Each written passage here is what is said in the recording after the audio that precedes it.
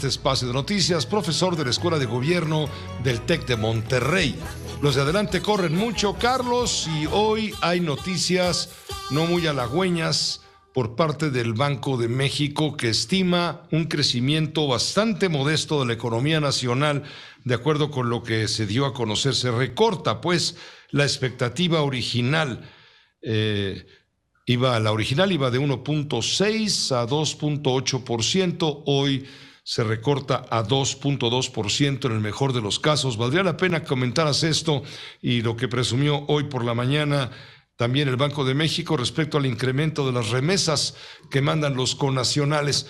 Esto, lógicamente, no es un logro gubernamental, es sí logro del enorme esfuerzo de nuestros compatriotas que se van a sudar la gota gorda, justamente, sobre todo Estados Unidos. ¿Cómo te va? Muy buenas noches.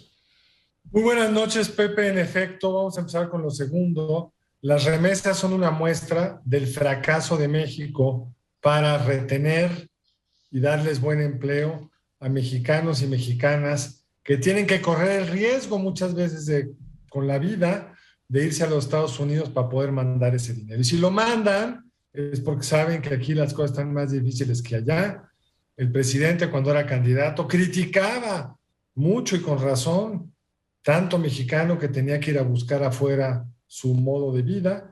E incluso una de las promesas que hizo y que la reiteró el día del triunfo es que ningún mexicano tendría que irse fuera de su localidad, no solo fuera del país, a poder ganar su sustento. Desgraciadamente no ha sido así. Los datos ahí están. No solo las remesas crecen, sino cada vez crecen más el número de mexicanos que es retenido por las autoridades de Estados Unidos tratando de cruzar a los Estados Unidos. Y es resultado precisamente, Pepe, de lo primero que dijiste. Sí, el Banco de México finalmente se ajusta, todavía un poco por arriba, pero se ajusta a lo que el grueso de los analistas venían diciendo ya desde fines del año pasado, que la economía este año difícilmente crecería más de 2 y el año entrante pues por esa misma rango. Esto antes de la guerra, antes de la invasión rusa a Ucrania, ahí cayeron aún más las perspectivas.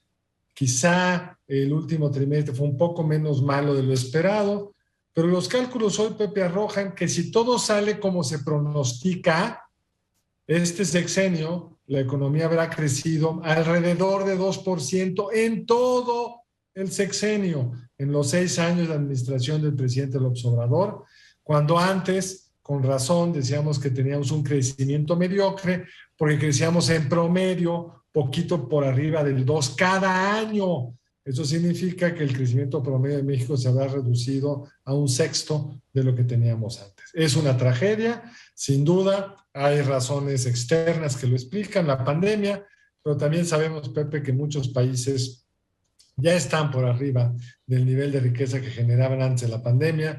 En el caso mexicano no estamos ahí porque la inversión privada, sobre todo, no ha regresado a los niveles que se tenían antes de la absurda cancelación del aeropuerto de Texcoco, que mandó una serie de oleadas de incertidumbre al inversionista mexicano. Entonces, como país, el reto es qué podemos hacer para crecer, cómo podemos revertir esto, cómo podemos asegurarnos que los mexicanos tengan oportunidades en México, Pepe. Gracias, Carlos. Gracias, es para pensarse, pero por parte de las autoridades financieras y de la política económica del régimen, quienes tienen la responsabilidad de respondernos justamente a estas inquietudes legítimas. Que te vaya muy bien, Carlos. Muy buenas noches. Buenas noches, Pepe. Gracias. Gracias. Esta fue una producción de Grupo Fórmula. Encuentra más contenido como este en radioformula.mx.